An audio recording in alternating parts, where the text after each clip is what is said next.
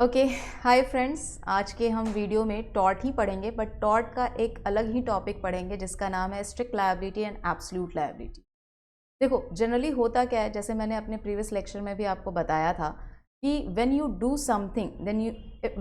Something in the sense when you harm someone's right, then you are liable to compensate that person. अगर आप किसी को loss कर रहे हो तो आप लायबल भी हो उसको कंपनसेट करने के लिए। बट जो स्ट्रिक्ट लायबिलिटी और एब्सोल्यूट लायबिलिटी का प्रिंसिपल है, ये नो फॉल्ट लायबिलिटी पर वर्क करता है। नो फॉल्ट लायबिलिटी मीन्स, अब आप कहेंगे मैम ये क्या है, तो नो फॉल्ट लायबिलिटी मीन्स जहाँ पर आपकी कोई गलती नहीं है उसके बावजूद भी you are liable to compensate another person, that is called no fault liability. यानी कि आपने कुछ नहीं किया, उसके बावजूद भी किसी का लॉस हुआ आपकी वजह से, और इसीलिए आप लायबल हो उस इंसान को कंपनसेट करने के लिए। सो आज के हम वीडियो में करेंगे strict liability and absolute liability. तो लेट्स स्टार्ट। स्ट्रिक्ट लायबिलिटी सबसे पहले देखते हैं, ठीक है।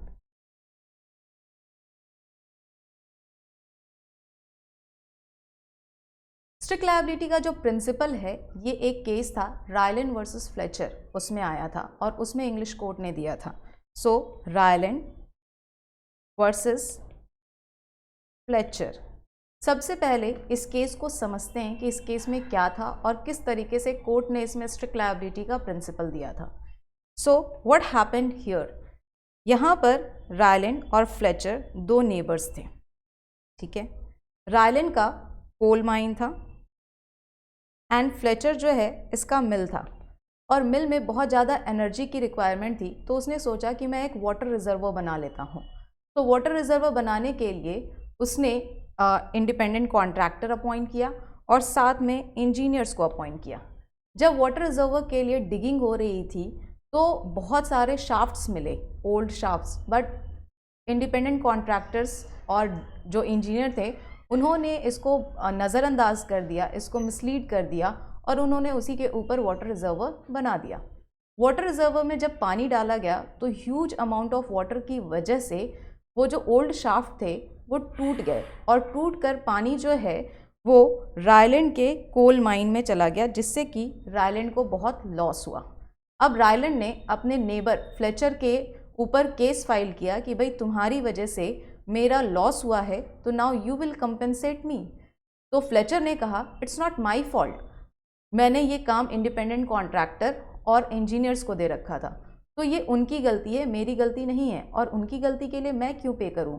बट जब कोर्ट का जजमेंट आया तो कोर्ट ने अपने जजमेंट में कहा कि यहाँ पर फ्लेचर इज़ लायबल टू पे कंपनसेशन टू रायलैंड, क्योंकि रायलैंड जो है उसका जितना भी लॉस हुआ है वो फ्लेचर की वजह से इसलिए हुआ है क्योंकि फ्लेचर ने अपने लैंड पर ऐसी चीज़ें रखी और उस चीज़ों की वजह से स्केप हुआ, और उसकी वजह से रायलैंड को जो है लॉस हुआ। सो इसको कहते हैं स्ट्रिक्ट लायबिलिटी प्रिंसिपल। तो स्ट्रिक्ट लायबिलिटी प्रिंसिपल्स के कंडीशंस क्या क्या हैं, तो हम पहले वो देखते हैं। कंडीशंस, किन किन कंडीशंस में हम कहेंगे कि स्ट्रिक्ट लायबिलिटी प्रिंसिपल जो है वो इम्पोज होती है। So first condition is when a person uses his property here land, when a person uses his property or land for dangerous substance। अब यहाँ dangerous substance का मतलब क्या होता है, हम कैसे कहेंगे कि ये dangerous substance है। तो कोर्ट ने कहा कि जब किसी लैंड का यूज़ नॉन नेचुरल यूज़ के लिए हो रहा है तो इसका मतलब क्या है, वो डेंजरस है। When a land is using for non natural purposes, मतलब जिस चीज़ के लिए वो लैंड है अगर उसकी बजाय उसका कुछ इस्तेमाल हो रहा है तो वो जनरली क्या कंसिडर किया जाएगा, नॉन नेचुरल यूज़। जैसे फैक्ट्रीज़ हैं, केमिकल फैक्ट्रीज़ होते हैं, मिल्स होते हैं, तो ये सारे क्या हैं, नॉन नेचुरल यूज़ हैं। तो नॉन नेचुरल पर्पसेस, तो वो क्या बन जाता है, डेंजरस। सेकंड है एस्केप ऑफ डेंजरस सब्सटेंस।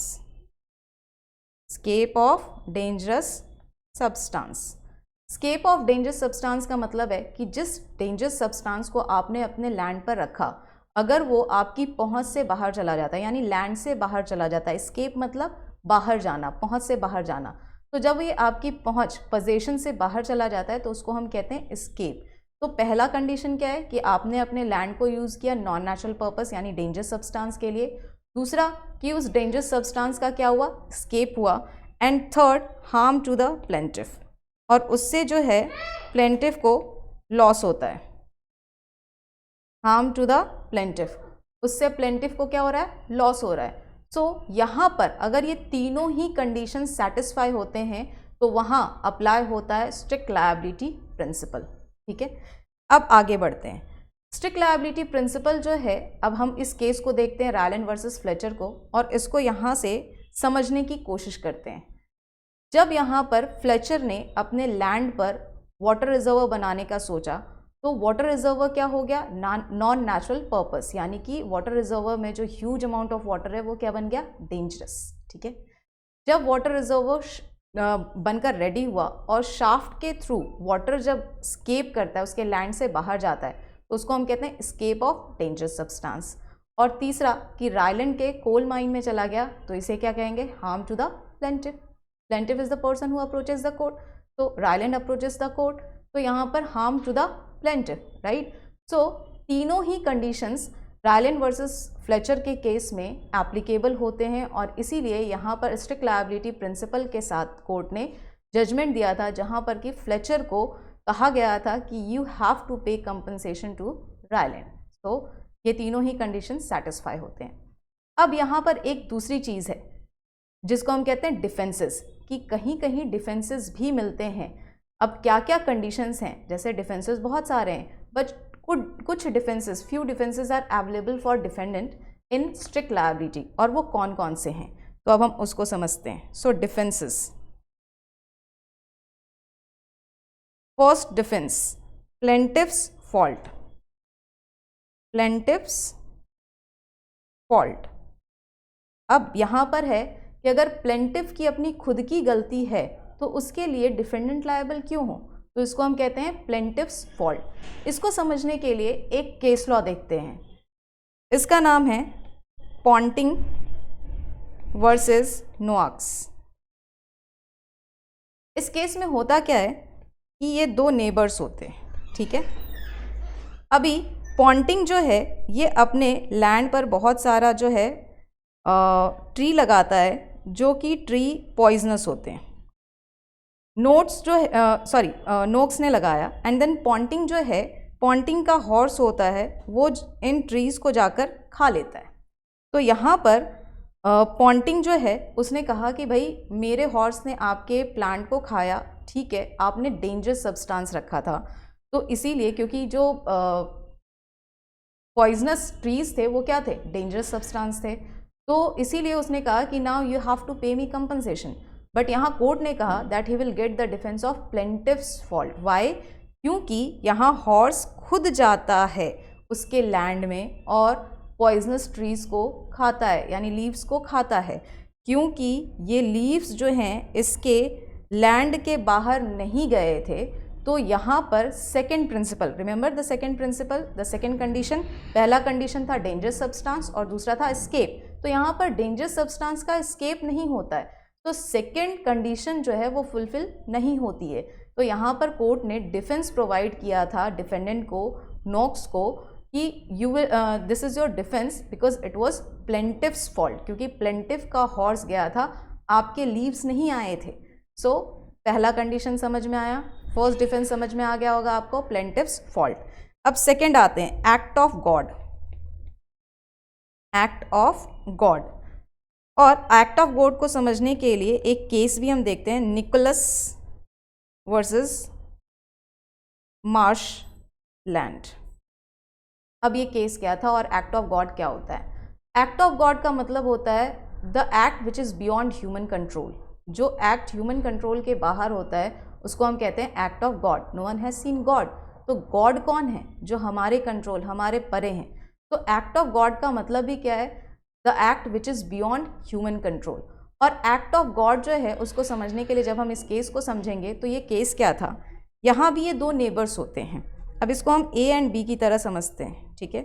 यहाँ दो नेबर्स हैं और एक नेबर जो है उसने अपने लैंड पर आर्टिफिशियल लेक बनाया था। क्या बनाया था? Artificial lake.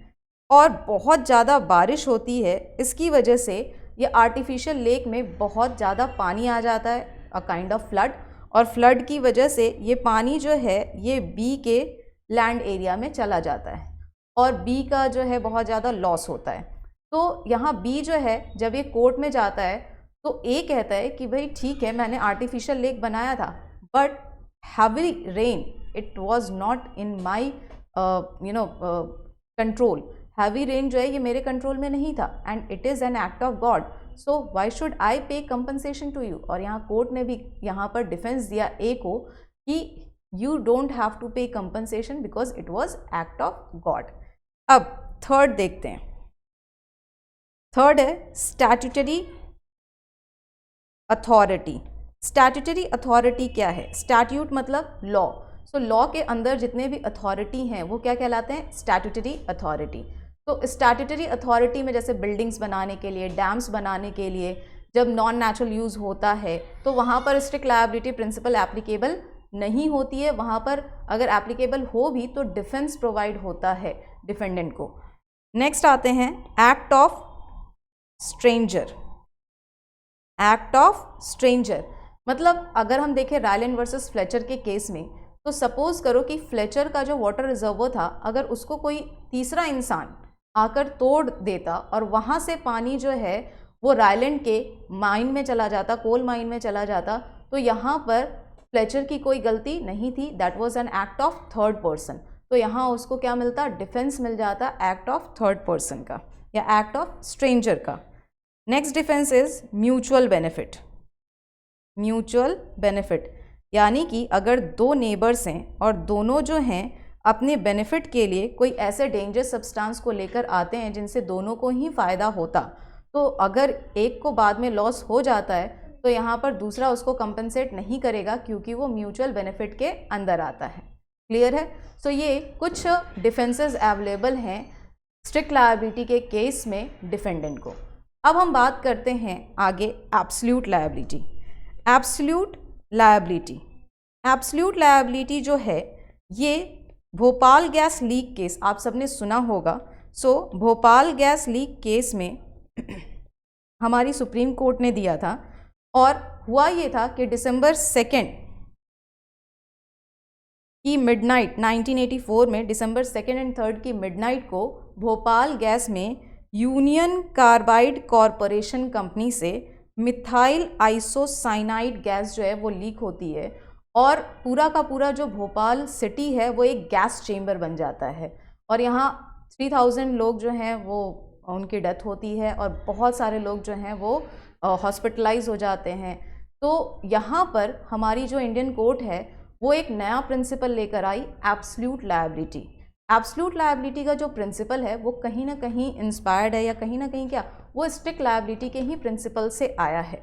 But strict liability principal और एब्सोल्यूट लायबिलिटी प्रिंसिपल में डिफरेंस क्या है और क्यों ज़रूरत थी? ज़रूरत इसलिए थी क्योंकि स्ट्रिक्ट लायबिलिटी प्रिंसिपल जो है वो 18th सेंचुरी का है और एब्सोल्यूट लायबिलिटी प्रिंसिपल जो है ये 19th सेंचुरी में दी गई थी।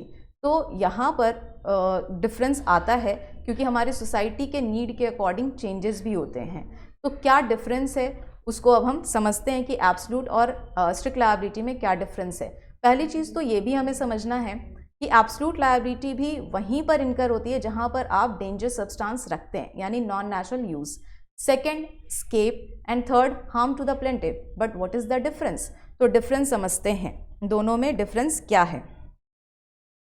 Difference between strict and absolute liability. देखिए, स्ट्रिक्ट लायबिलिटी प्रिंसिपल जो है वो किसी इंडिविजुअल के अगेंस्ट होता है, बट यानी जब कोई इंडिविजुअल अपने किसी लैंड में नॉन नेचुरल यूज़ लैंड को जो है नॉन नेचुरल पर्पस के लिए यूज़ कर रहा है और वहाँ स्केप होता है उस पर्टिकुलर डेंजर सब्सटेंस का, तो स्ट्रिक्ट लायबिलिटी प्रिंसिपल आती है। लेकिन ये जो है ये आया स्पेशली एंटरप्राइजेस के लिए है। तो फर्स्ट डिफरेंस क्या है, एंटरप्राइजेस, एंटरप्राइजेस, ठीक है। फर्स्ट डिफरेंस क्या है, एंटरप्राइजेस। स्ट्रिक्ट लायबिलिटी नॉर्मल लोगों के ऊपर एप्लीकेबल होती है अगर वो अपने लैंड का नॉन नेचुरल यूज़ कर रहे हैं तो, और एब्सोल्यूट लायबिलिटी जो है ये जनरली एंटरप्राइजेस के लिए होती है। सेकेंड डिफरेंस जो है, escape not necessary, escape not necessary, escape not necessary.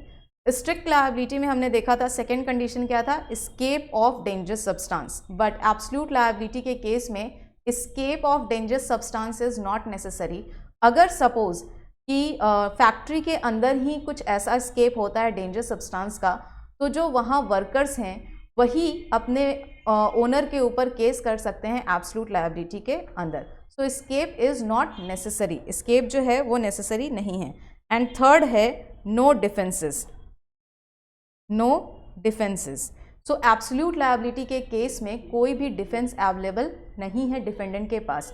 तो these are the three differences between strict liability and absolute liability. So आज आपको strict liability and absolute liability अच्छे से समझ आया होगा। आई होप आपको वीडियो पसंद भी आई होगी। अगर वीडियो पसंद आई है तो लाइक कीजिए, सब्सक्राइब कीजिए and see you in next video. Thank you.